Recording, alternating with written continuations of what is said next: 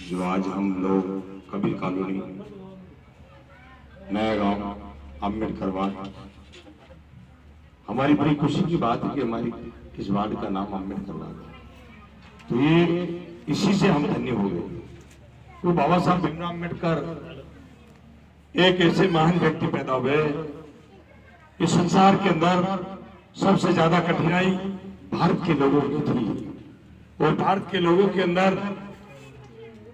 बुद्ध से लगाकर कबीर, रैदास, काशी, पीपा, दादू, चोखा, मेला, नामदेव, झीपा, कई महापुरुषों ने इस देश की वातावरण को शुद्ध करने के लिए प्रयास किया, परंतु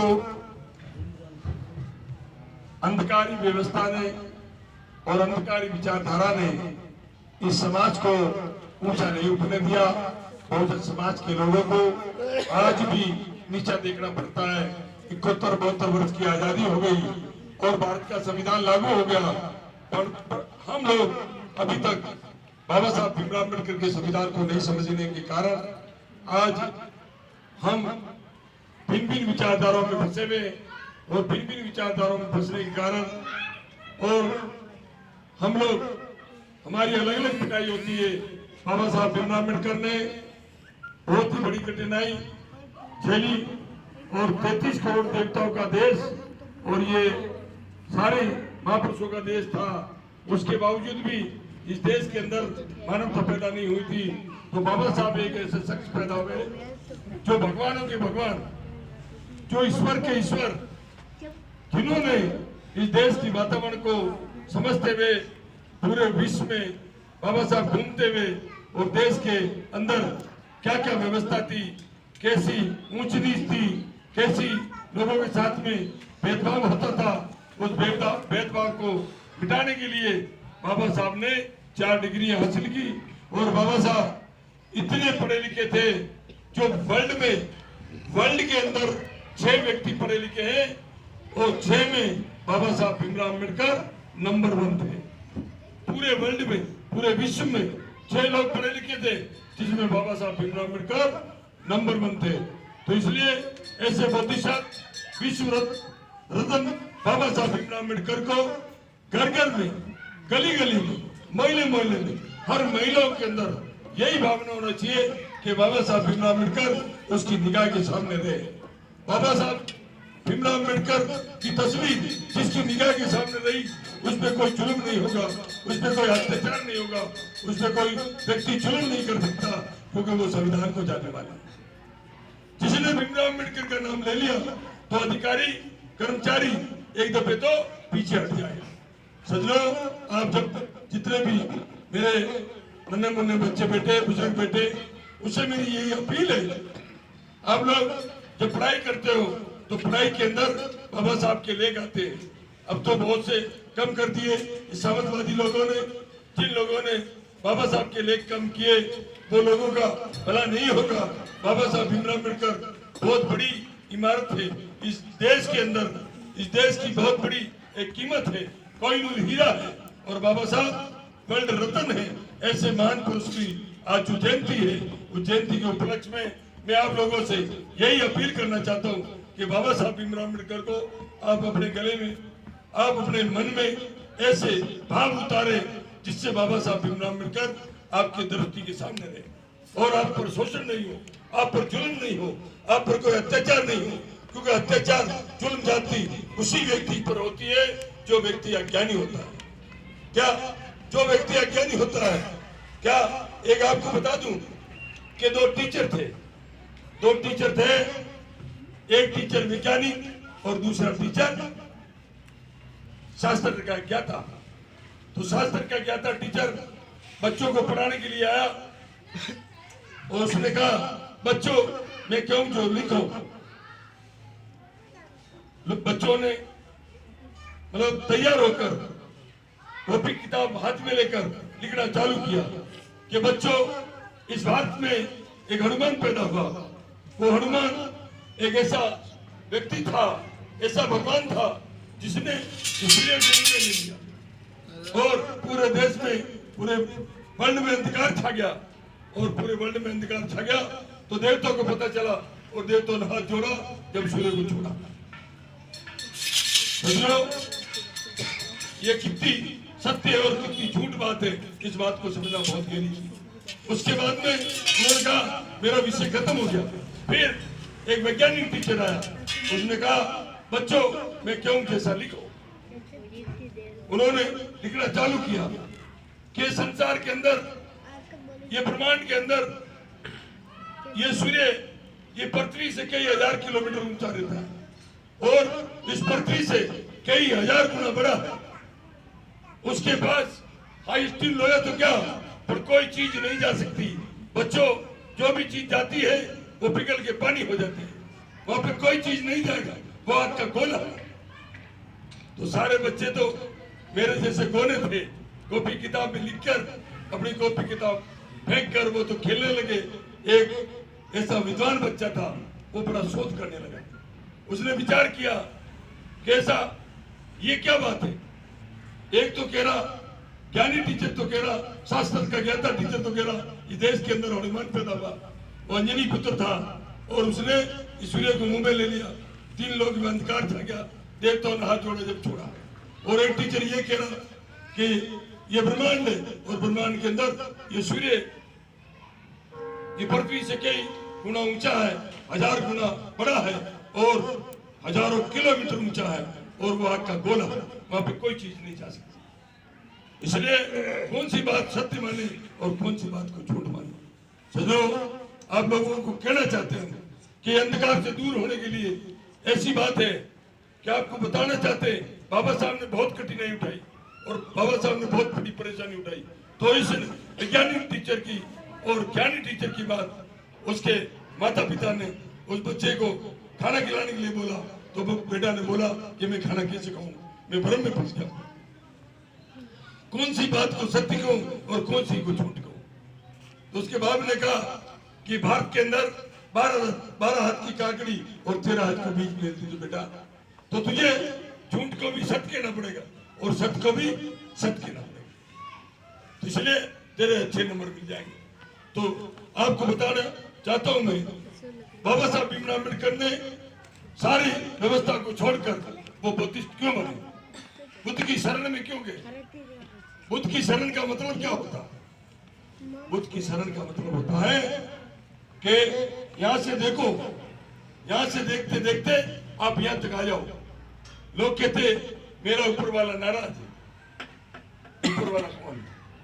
ऊपर वाला किसको कहते, ऊपर वाला कहाँ रहता है, इसका अभी तक किसी को शोध नहीं, इसका कभी विचार नहीं किया लोगों ने। ये ब्रह्मांड के अंदर मानव सबसे बड़ा होता है। बाबा साहब ने कहा लाख चौरस जितने भी जीव जंतु है सबसे बड़ा इंसान होता है और इंसानों में सबसे बड़ा व्यक्ति वही होता है जो ऊपर वाले को समझता है। ऊपर वाले का मतलब 250 ग्राम भेजा, ऊपर वाले का मतलब मक्सी, ये खोपड़ी, इस खोपड़ी के अंदर जैसी आप विचारधारा डालोगे, जैसी आप भाषा बोलोगे, आप इसमें गाली गलौज डालोगे तो आप गाली गलौज बोलोगे, आप इसमें ज्ञान डाल दोगे तो ये मोमोरी ज्ञान बोले।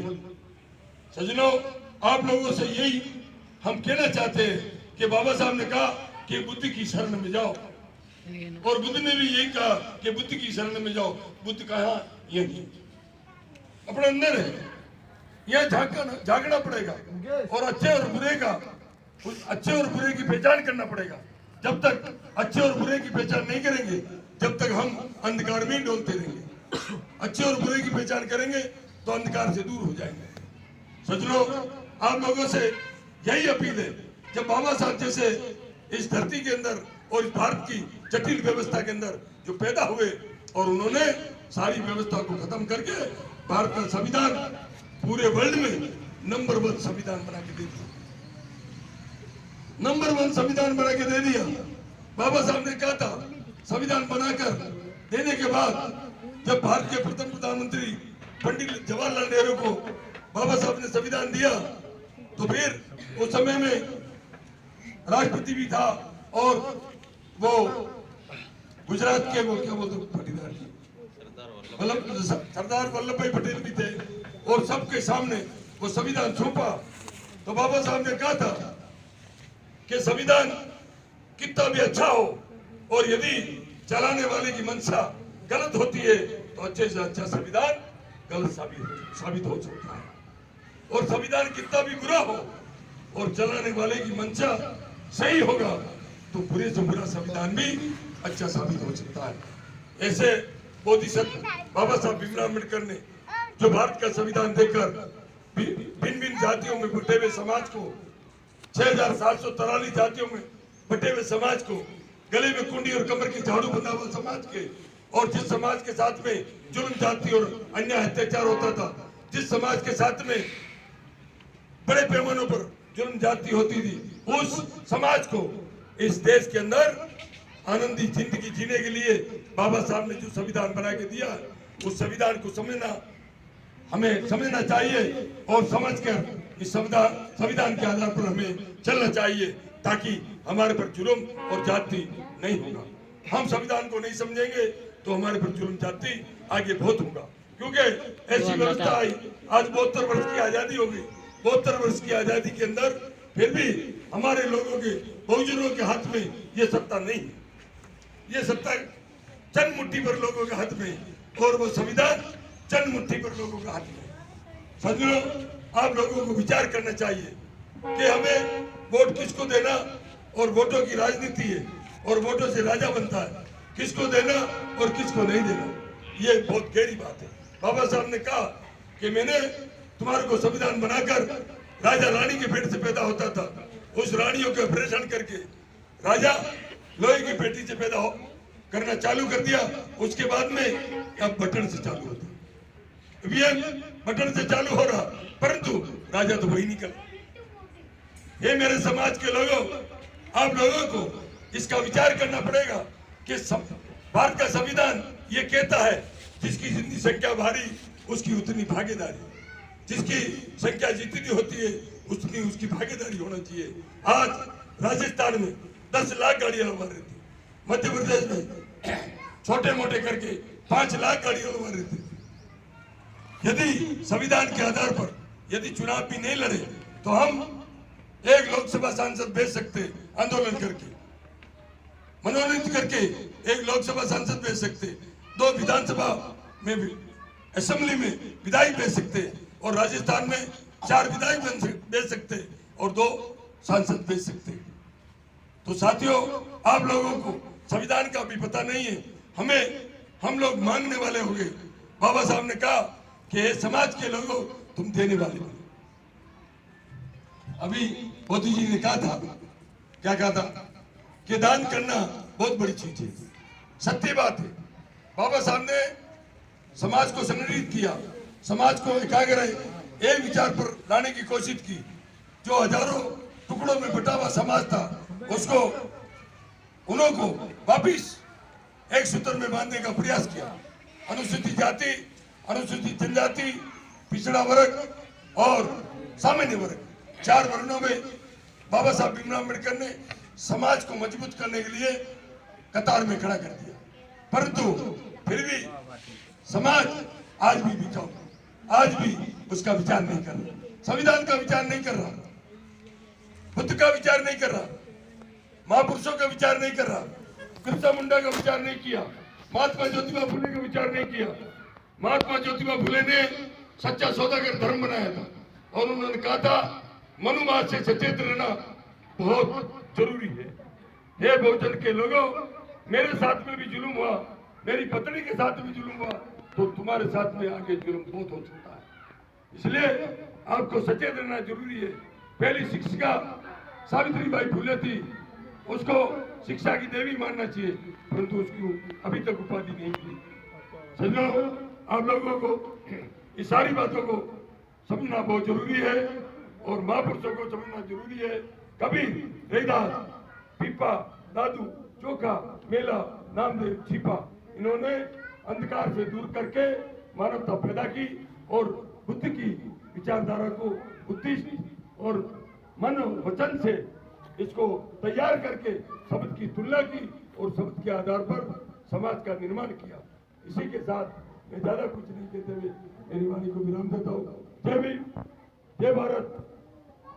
फिर से साधु साधु।